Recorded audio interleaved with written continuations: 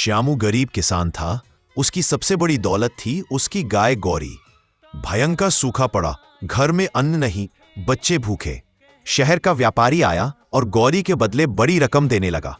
श्यामू एक पल को रुका, लेकिन गौरी की मासूम आंखों में देखा और बोला, ये मेरा परिवार है, सौदा नहीं।